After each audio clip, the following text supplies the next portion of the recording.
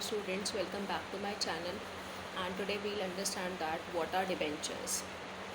In the next video we'll understand the difference between shares and debentures. What are debentures? Debentures constitute loan. ठीक है, debentures का मतलब क्या होता है? अपने आप में loan. If any company is in want of money, is in need of money, तो कंपनी क्या करती है? डिबेंचर्स को इशू कर देती है. यानी कि अगर कंपनी डिबेंचर्स को इशू कर रही है तो वो पब्लिक से लोन डिमांड कर रही है. ठीक है, पब्लिक क्या करती है? पब्लिक के पास कंपनी के डिबेंचर्स आ जाते हैं और कंपनी के पास पैसे आ जाते हैं. तो एक तरीके से डिबेंचर्स को इशू करना का मतलब होता है कि कंपनी लोन ले रही है.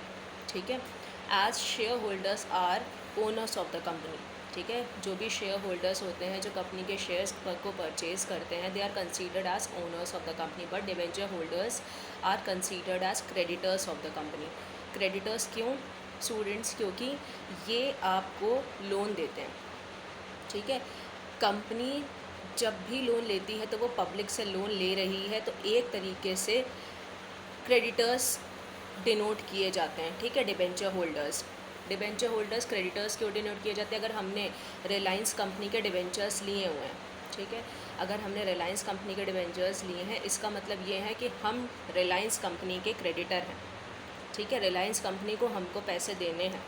ठीक है, तो डिबेंचर्स एक तरीके से लोन होते हैं. कई बार बच्चे कंफ्यूज रहते हैं कि डिबेंचर होल्डर्स को ओनर्स की तरह कंसीडर कर लेते हैं, लेकिन डिबेंचर होल्डर्स बिल्कुल भी ओनर की तरह नहीं होते. अब एक बात और कि अगर कंपनी आपसे पैसा ले रही है तो इसके बदले में वो आपके साथ कुछ मॉर्गेज करवाएगी, कुछ चार्ज करवाएगी. ठीक है, अगर हम रिलायंस कंपनी को लोन देते हैं तो फ्री में तो लोन दे नहीं देंगे, उसके बदले में कोई सिक्योरिटी ज़रूर रखवाएंगे, कोई चार्ज ज़रूर रखवाएंगे. ठीक है, तो अगर रिलायंस कंपनी हमसे लोन ले रही है और हम लोगों को डिबेंचर्स इशू कर रही है, इसका मतलब ये है कि जब हम रिलायंस कंपनी के डिबेंचर खरीदेंगे और in case at the later stage company will not be able to pay my amount back.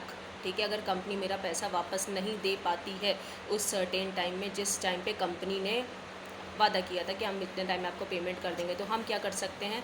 जिन भी एसेट्स पे कंपनी ने चार्ज या मॉर्गेज किया होगा कि if the company will not be able to pay back the money to its debenture holders, that assets will be sold off by the creditors or debenture holders.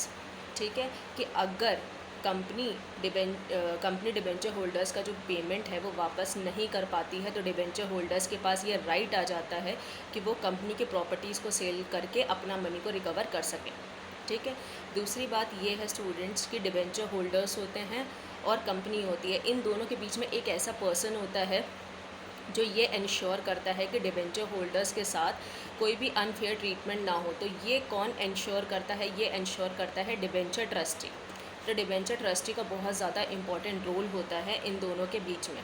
ठीक है, अब debentures जब आप issue करते हो, हमने कई बार बताया कि डिबेंचर्स जब आप इशू कर रहे हो यानी कि कंपनी लोन ले रही है, ठीक है, तो कंपनी को इसके ऊपर चार्ज क्रिएट करना पड़ता है. ठीक है, और वो चार्ज कंपनी को रजिस्टर भी कराना पड़ता है. अब आने वाले कमिंग वीडियोस में हम ये भी बताएंगे कि चार्ज क्या होता है और कितने टाइप्स के चार्ज होते हैं. ठीक है, तो कंपनी शेयर्स से पैसा लेने की बजाय डिबेंचर्स का ऑप्शन क्यों चूज़ करती है? ठीक है, देखो बेटा, इक्विटी जो शेयर्स होते हैं उनको अगर आप इशू करोगे तो इक्विटी शेयर्स के पास वोटिंग राइट्स होते हैं. ठीक है, जैसे ही आप इक्विटी शेयर को इशू करोगे तो वोटिंग राइट्स, जैसे हमने 1000 इक्विटी शेयर्स को इशू किया, तो जब वो लोग 1000 इक्विटी शेयर्स को सब्सक्राइब करेंगे और कंपनी के शेयर होल्डर बनेंगे, यानी कि उनके पास वोटिंग राइट्स आ जाएंगे और कंपनी के जो भी ओनरशिप है वो डाइल्यूट हो जाएगी. ठीक है, कि पहले कंपनी कुछ लोगों के हाथ में थी, अब ये 1000 शेयर होल्डर्स भी आके कंपनी को कंट्रोल करेंगे, ये भी डिसीजंस लेंगे. अगर हम ये चाहते हैं कि हमारा कंट्रोल डाइल्यूट ना हो, हमारी ओनरशिप डाइल्यूट ना हो, तो हम डिबेंचर्स को इशू करेंगे. ठीक है, अब डिबेंचर्स के साथ बस यही है कि आपको इंटरेस्ट पे करना पड़ता है, आपको उनका जो पब्लिक का जो पैसा है वो आपको टाइम पे रीपे बैक करना पड़ता है. ठीक है, डिबेंचर होल्डर्स को क्रेडिटर्स की तरह हम लोग लेते हैं या और शेयर होल्डर्स को हम लोग एज अ ओनर कंसीडर करते हैं. ठीक है, डिबेंचर हम लोग लोन की, डिबेंचर कंस्टिट्यूट्स लोन. ठीक है, डिबेंचर की जब बात आती है तो अपने आप में लोन कि if a company is borrowing something from the public, ठीक है, तो कंपनी क्या इशू करेगी, डिबेंचर्स इशू करेगी, ठीक है। आई होप कि आप लोगों के इस वीडियो में ये पता चला हो कि डिबेंचर क्या होता है, ठीक है।